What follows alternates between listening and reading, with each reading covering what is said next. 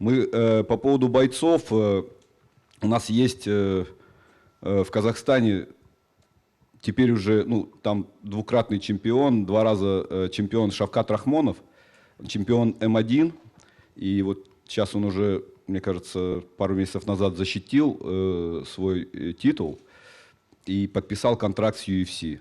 Теперь он боец UFC, правда, еще без боя, но вот, думаю, буквально скоро назначит.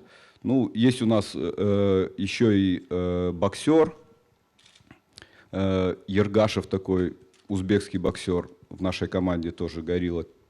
Ну и, в принципе, мы буквально,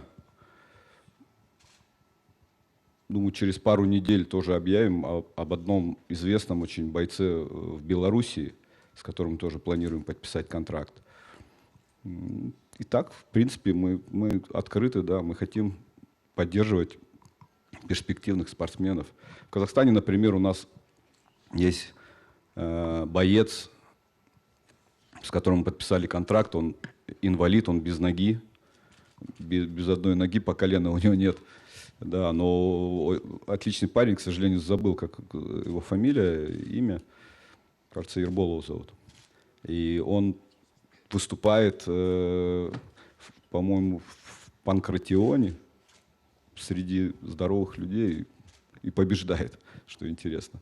Молодой парень, потерял ногу там в 20 лет.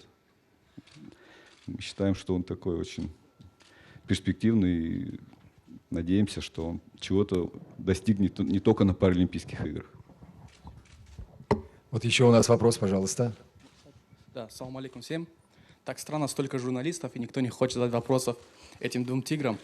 Вот. На самом деле с ними можно говорить сутками. Мое уважение к ним. Вопрос мой. Была такая история с Артемом Лобовым. Вы хотели, по-моему, бой, да, устроить? На какой стадии это? Вот. И примерно когда ждать этих двух чемпионов в UFC? Спасибо. Так, кому этот вопрос? Игорь? Мне сначала думаете? вы, а потом ребята? Я думаю, ребята. Вот насчет боя Артема Лобова и Умара, это вот зависит только от Умара. Лига GFC, насколько я знаю, с удовольствием бы организовала такое событие, такой бой. Это, конечно, зависит от Умара. Свои планы, наверное, может он рассказать. Умар, вам слово. Насчет Артема точно не знаю, буду биться с ним или нет. Я планирую провести свою защиту и надеюсь, меня подпишут в UFC. И для меня важнее стать бойцом UFC, нежели драться с бойцом отрицательным рекордом. И посмотрим. Да, конечно, мне было бы интересно, но знаете как, было бы интересно его побить, но драться с спортсменом, у которого отрицательный рекорд, и который больше 15 раз проигрывал, что мне это даст? Это не даст для меня ничего, это будет шаг назад. И я бы, если бы мне предложили бы контракт в UFC и бой с Артемом Лобовым, я бы пошел бы в UFC. Это, знаете как, это Артему более интересен, думаю, бой со мной, чем, нежели мне с ним драться. Да, Умар у нас, как и Хабиб, не знающий поражений. Кстати. Да, пожалуйста, вот у нас еще вопросы. Вы первый, да, были, да. Пожалуйста. Вопрос Игорю Киму. Насколько я понимаю, вы также соучредитель Лиги GFC, правильно, да? Нет, мы спонсоры, генеральный просто, спонсор. Ну, ясно. Да, да. Тогда выскажите свое отношение на прошлом турнире, на позапрошлом турнире GFC в Самаре. Случился бой между армянским и турецким спортсменами. И этот бой значительная часть публики сочла подставным. Потому что армянский спортсмен — это Рафаэль Абрамян, который ранее выступал, давал интервью в качестве представителя Лиги GFC. А турецкий спортсмен, ну непонятно, кем он был, потому что Лига GFC не отреагировала на просьбу предоставить его контакты, чтобы проверить, кем он был. Просто выскажите свое отношение. Считаете ли вы правильным вообще устраивать такие бои, учитывая сложные отношения между армянским и турецкими народами? И можете ли вы повлиять на то, чтобы Лига GFC дала контакты турецкого спортсмена или якобы турецкого спортсмена, чтобы мы просто могли удостовериться в том, что он тот, за кого его выдавали в GFC? Да, буквально вчера я обсуждал этот вопрос с президентом лиги GFC Александром Гурьяновым. Он мне показал паспорт, турецкий паспорт этого спортсмена. Он оказался абсолютным тезкой, и, имея турецкий паспорт, парень не говорил по-русски, вышел с турецким флагом на бой. И абсолютно без всякой, ну, мы не знали, что есть действительно еще какой-то боец, ну, лига не знала, что есть какой-то еще боец в Турции. Проблема была только в том, что не тому спортсмену в Шердог записали поражение. Это все выяснилось только тогда, когда выяснили, что не тому спортсмену написали поражение. По поводу этого боя, конечно, надеюсь, этого не повторится, потому что там спортсмен не услышал команды там, судьи, там несколько секунд там, продержал его дольше, но он извинялся. Мне кажется, даже они ходили в посольство. Вот этот, как его зовут? Рафаэль, да. Рафаэль ходил, по-моему, с Александром, с представителем турецкого посольства, общался, извинялись там и сказали, что это просто недоразумение, просто эмоционально. Ну, мне кажется, Рафаэль тоже уже об этом говорил там на Ютубе, что чисто эмоционально у него там что-то там такое было, какое-то затмение. Но мы его, мне кажется, дисквалифицировали, там, лига его дисквалифицировала там, на какое-то, на полгода или на какой-то срок. В принципе, если зададите мне вопрос, очень надеюсь, что это больше не повторится, подобных боев. Да, пожалуйста, у нас есть еще вопрос. Рубен Гарсин, информагентство «Спутник». У меня вопрос к Умару. Вот в Таджикистане вся семья Нурмагомедовых пользуется статусом национального героя, грубо говоря, национального героя, что вообще для Таджикистана не характерно. Последнюю победу Хабиба отмечали как День независимости, даже более масштабно. Вот у меня вопрос, как вы относитесь вообще к такому рвению таджикских болельщиков, прям-таки незаурядному? И второй вопрос. Хабиб несколько раз в Инстаграме, в аккаунте говорил по-таджикски, и у всех, естественно, болельщиков с Таджикистана вопрос, кто его этому учил, если вы, конечно, знаете. Спасибо. Конечно, знаю, это наш друг Фарух. Это он научил Хабиба саламу по-таджикски, там приветствие, там пожелания. А насчет поддержки таджикского народа, да, конечно, это ощущаемо. Это невероятно было видеть это видео, где на 20-тысячном арене, где футбольный матч, по-моему, в тот день был, и они все хором кричали «Хабиб, Хабиб». Это очень приятно и придает мотивацию побеждать дальше. Кстати, извиняюсь, забыл, у нас есть еще наш чемпион GFC тоже, это Нурулло Алиев, таджикский боец. И, в принципе, с капитаном их команды таджикской, Раджабали Байоновым, у нас тоже есть контракт. Мы поддерживаем этих бойцов и вообще, в принципе, школу, или, не знаю, как назвать, команда Раджабали Байонова.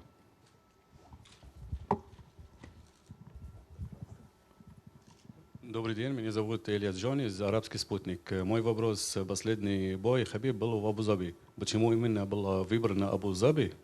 Это первый вопрос. А второй вопрос. В арабском мире не развито это в виде спорта. Есть какие-то планы на будущее открыть школу в какой-нибудь из арабских стран? Спасибо. Ко мне вопрос? Ну, насколько я знаю, там, где бой в Абу-Даби обсуждался, там, кажется, был выбор у Хабиба между Россией и Абу-Даби. И получилось, что так, что выбор пал на Абу-Даби. Я там был, и мне кажется, это было какое-то грандиозное событие.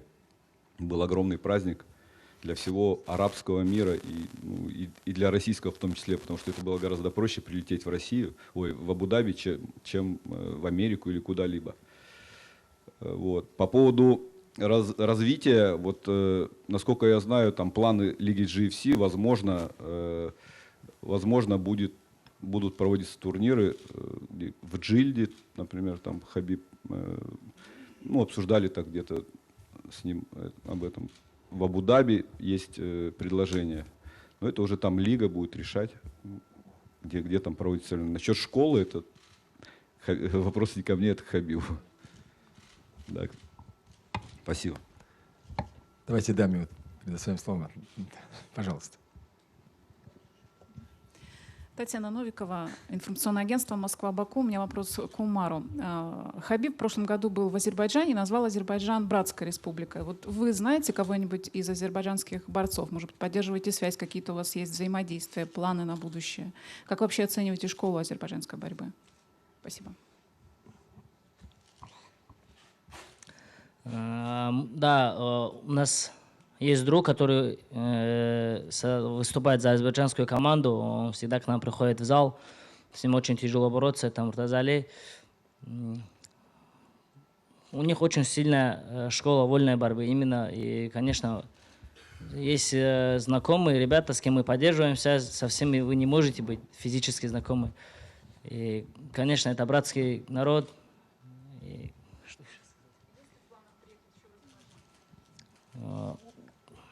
честно сказать, я бы хотел туда поехать, я ни разу не был. Хочу посмотреть на Баку, погулять там. А так в плане тренировок у нас есть свой зал. В Махачкале тоже, по-моему, очень хорошая школа вольной борьбы, и поэтому мы стараемся там, где комфортно, там тренироваться.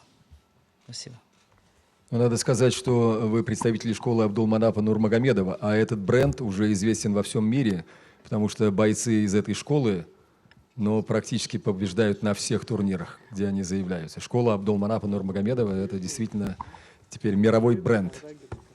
Нариман Аббасов, по-моему, чемпион Fight Nights, отличный азербайджанский боец. Еще раз, салам алейкум, всем извиняюсь, что я не представился. Меня зовут Бахридин, я видеорежиссер Авеста Синема. Какое-то в ГАИ отношение, по-моему. Да, ну, конечно, GFC я же снимаю для Fight Nights, для GFC, для много кого. Вопрос первый вам, Игорь. Когда ждать GFC в Москве? Прям уже серьезно. И Тагиру Уламбекову. Тагир, насколько для тебя интересен защита титула и, возможно, стать впервые в истории ММА чемпионом и Fight Nights, и GFC, если тебе это интересно, бой победителя Жалгаз Жумагулов и Али Багаудинова. Спасибо.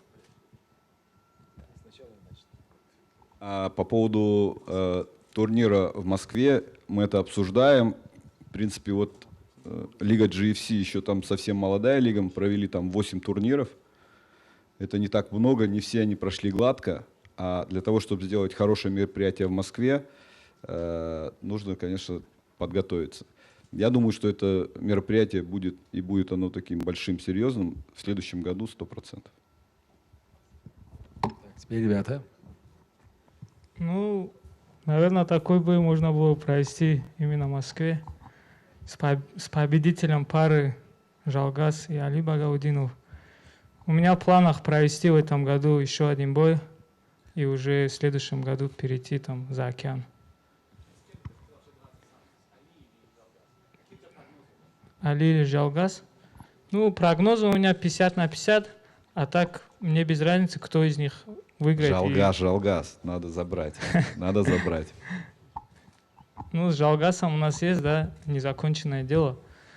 Я очень уважительно отношусь к этому парню, но спорт — это спорт, и мне бы хотелось снова выйти и доказать, что тот вечер был ошибка судей. Вот и все. Спасибо, да. Здравствуйте, Татьяна Павлова, «Российские новости». Давайте поговорим о бренде «Горилла Энерджи». Что это за напиток, чем он лучше, чем он хуже, кто представитель этого напитка, ну и как относится Хабиб. Пьете этот напиток и становитесь Нет, чемпионом? я вообще не пью такие напитки, просто интересно. Спасибо. Бренд Gorilla Energy – это энергетический напиток, который сейчас… Нет, почему? У нас контракт с Хабибом подписали чуть меньше года назад, контракт на 3 года. И помимо Хабиба еще вот подписали с командой Хабиба, у нас там сейчас 12 человек в команде. Мы поддерживаем спорт, хотим развивать помимо ММА, у нас есть еще, мы поддерживаем дрифт, мы поддерживаем экстремальные виды спорта, байки. Что-что? Нет, категорически, да. Категорически виски не будет, да. Ну, так, очень динамичный, вот я там до этого сказал, вот за этот год сотрудничества с Хабибом и командой у бренда в разы выросла узнаваемость в Российской Федерации. Просто вот, например, там в Казахстане, в Таджикистане, в Киргизии этот напиток уже давно номер один в своей категории. Ну, не так давно, но номер один. Поэтому вот сейчас в Узбекистане тоже, в принципе, быстро растет. Ну и в России тоже неплохо. Двигаемся, работаем. Хабиб очень, очень доволен сотрудничеством с ним и с его командой. Да, Спасибо. коллеги, по поводу Хабиба новостей не появилось? Просто спрашиваю напоследок. Это сейчас зависит только от него. Вы знаете, пока новостей нет, я просто знаю по его плотнейшему графику, что сейчас, в данный момент, где-то после 12, он должен быть в Кремле. Была такая информация, я не знаю. Больше другой информации нет. Да, пожалуйста, ваш вопрос вот там. Здравствуйте, Никита Фисенко, Life.ru. Поскольку надежда увидеть Хабиба растворилась, давайте хотя бы поговорим о нем. В сети много и часто спорят о том, кто же все-таки более велик. Орел, который еще не знает, что такое поражение, и император, который знает, что такое поражение, и доказал свое величие. Вот лично ваше мнение, вас четверых.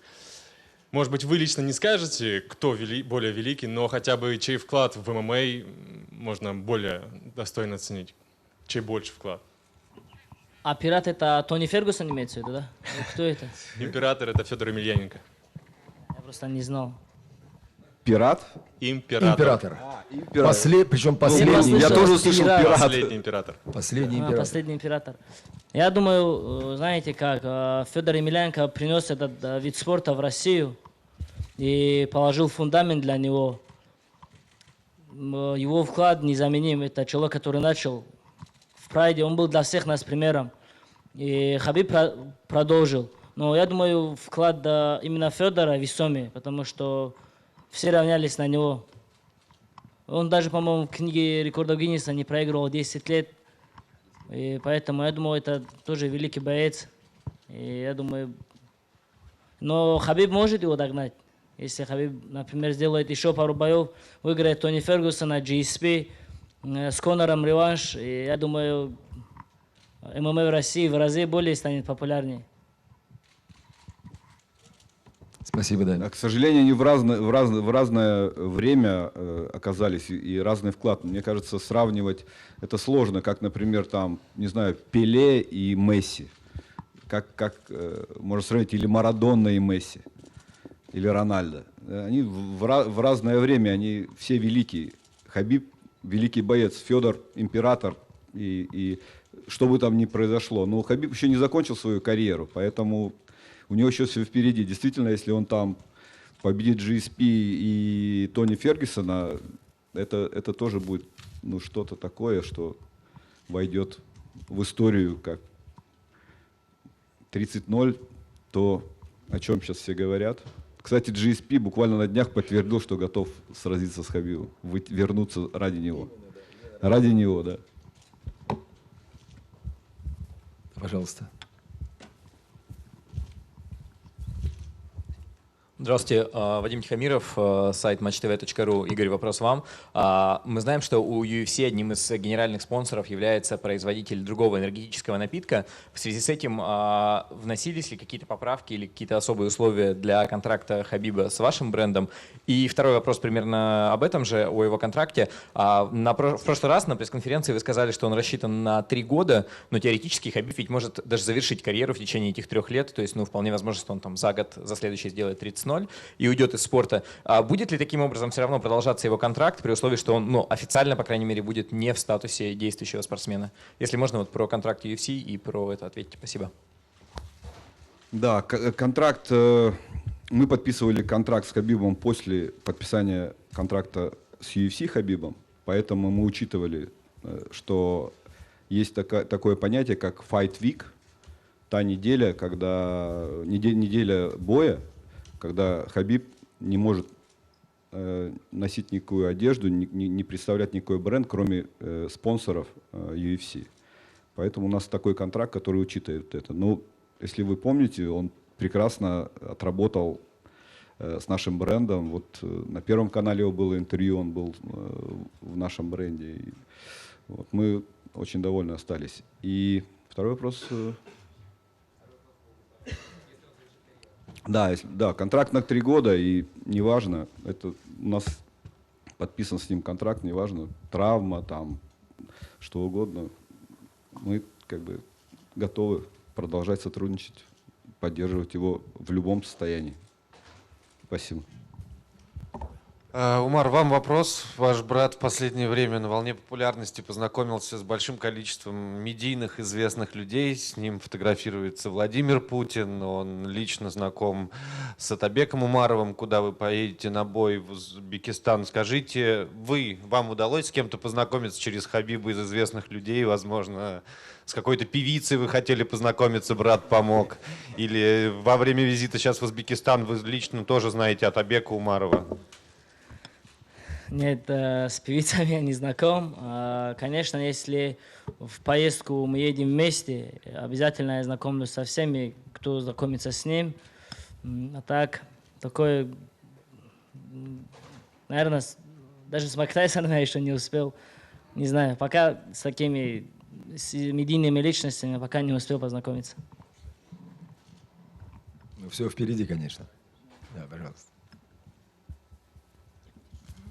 Эльвира Преснякова, ТО ТВ. У меня вопрос к Умару, немного личным. Да? Я помню чемпионат России в 2016 году в Оренбурге, когда у тебя был финальный бой, и Хабиб прилетел из Америки, чтобы лично секундировать твой бой. Вот скажи, пожалуйста, а в жизни, вот я знаю, что вы друг друга поддерживаете, а в жизни он строгий брат, и бывают ли у вас разногласия какие-то? Или, может быть, ты там не согласен с чем-то с ним?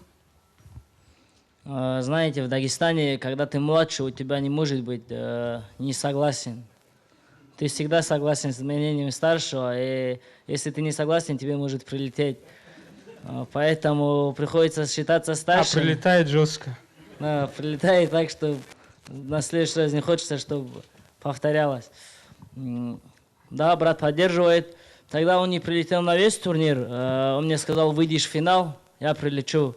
А на твои вот полуфинальные, там, я не хочу там быть, я устану. И когда я вышел в финал, я ему позвонил, я говорю, сейчас что, я в финале, прилетай. И он прилетел, был в углу. Я думаю, в основном то, что вот он был у меня в углу, это и помогло мне выиграть этот бой. Для меня это было очень хорошо. Я всю команду, то, что он говорил, я старался делать, выкладывался. И, алхамдулилля, я выиграл. И оттуда и началась моя карьера, я думаю. Спасибо. Пожалуйста, друзья, еще вопрос. Добрый день, Денис Гейко, Артиспорт. Вопрос и к Умару, и к Тагиру. Пару дней назад в социальных сетях появилось видео, как Хабиб плавал в реке против течения. Вы сами тоже так когда-нибудь плавали? Честно сказать, когда они туда шли, мы были в зале, после зала они сказали, мы, говорит, пойдем, нырнем. Там не было даже, что они плавать будут. Я говорю, идите сами, я холодную воду не люблю. Остался в зале искупался и пошел домой. И позже появилось видео, где он против течения плавает. А я предпочитаю купаться в теплой воде. И второй вопрос. У Тагира была свадьба на прошлой неделе. Умар, когда планируешь? Тоже потому что Абдулманап сказал, что все в его команде должны как можно скорее жениться. Может, Тагира, поздравим все? Тагира можно поздравить, а у меня бой, и после боя я тоже планирую уже создать ячейку, так скажем. Отлично. Будем ждать новостей. Вопрос к Умару. Вот раз мы заговорили о видео, которые пару дней назад появились в социальных сетях, вот пару дней назад и в социальных сетях, и в СМИ появилось видео избиения Расула Мирзаева, которое случилось в декабре 2016 года. При этом причастными к этому назывались родственники Хабиба и говорили, что избиение произошло из-за неуважения со стороны Мирзаева к Хабибу Нурмагомедову. Можете просто вот немного рассказать о том, что известно вам, и выразите свои эмоции от просмотра этого видео. И последнее, как гражданин России, скажите, считаете ли вы нормальным, что за 3 года виновные в этом не понесли никакого наказания? Сначала причастна ли наша семья к этому? Абсолютно не причастна. Это была стычка у них, где сидел Расул Мирзаев, сам об этом рассказывал, где он сидел с Артемом Лобовым. Подошли к нему ребята, там начали докапываться до Артема, и он дал им сдачи. Причастности вообще ноль нашей семьи. Наоборот, наш брат ему говорил, Расулу, что будь осторожен, что эти ребята хотят что-то сделать. И посмотрел это видео, честно сказать, это очень жестоко. Никакой поддержки вот с моей личной, я не считаю, что это правильно. Если у тебя есть какая-то обида, ну, сам сделай то, что ты хочешь. Зачем кого-то брать с собой? И то, что не понесли наказание, это, по-моему, потому что их не нашли. Если бы их нашли, они понесли бы, наверное, наказание. И это вопрос следователям, а не ко мне, я думаю. Спасибо. Есть еще вопросы, друзья мои? Да, пожалуйста. Фатима Долгиева, телеканал «Мир». Умар, скажите, пожалуйста, как вы относитесь к тому, что по всей России детей стали называть именем вашего брата? То есть, ну, это странно, но... И как вы думаете, почему? Я даже... У нас в семье, в самой семье, у нас только один племянник пока. Хабибом назвал брат своего сына. А так, то, что по всей России, это, наверное, приятно. И через лет 18 по России будет очень много подростков, Хабибов. Это хорошо. Да. Как в Дагестане Магомедов. Вы помните, когда Юрий Гагарин полетел в космос, детей и мальчишек называли Юриями, очень-очень многих. Поэтому это естественно, когда человек становится знаковой фигурой, героем в какой-то области, конечно, родители хотят назвать своих отпрысков именем этого героя. Пожалуйста, друзья мои, есть у вас вопросы еще? Тогда, может быть, с вашего позволения мы закончим нашу пресс-конференцию. Мы еще раз приносим извинения по причинам... О! Есть вопросы. Долго вы собирались, молодой человек? Здравствуйте всем. Пожалуйста. Меня зовут Фарход. Спасибо Бахи и спасибо вам, что у меня есть такая возможность задать один вопрос. Я основатель Центра нетрадиционной медицины, и у меня один возник вопрос. Хабиб Нурмагомедов, в сетях есть фотография, где он делает хиджаму. Хиджама – это древняя методика, да, где делал пророк Мухаммад, да. Хотел вопрос задать Хабибу, но так как Хабиба нет, задам вам также. Делали ли вы именно процедуру хиджамы, и как вы вообще относитесь к сунне пророка Мухаммада, именно данной сунне? Ну, к сунне мы отрицательно не можем относиться. А насчет хиджамы, да, периодически делаю. Ну, в профессиональном спорте бывает очень много травм, да, и нам именно хиджама нам помогает, да, вылечить наши травмы. Еще один вопрос, продолжение вопроса. И осмелюсь, наверное, пригласить вас в наш центр Авиценна Хиджама. Буду очень рад, если вы нас посетите. Спасибо большое. Ассаламу алейкум. Спасибо. Спасибо, дорогие друзья. Я внимательно смотрю. Спасибо, дорогие друзья. Спасибо за вашу пресс-конференцию, за то, что вы пришли, за ваше долготерпение. Приглашаем вас всегда. Извините, что так получилось. Ну, такие обстоятельства у нас сложились.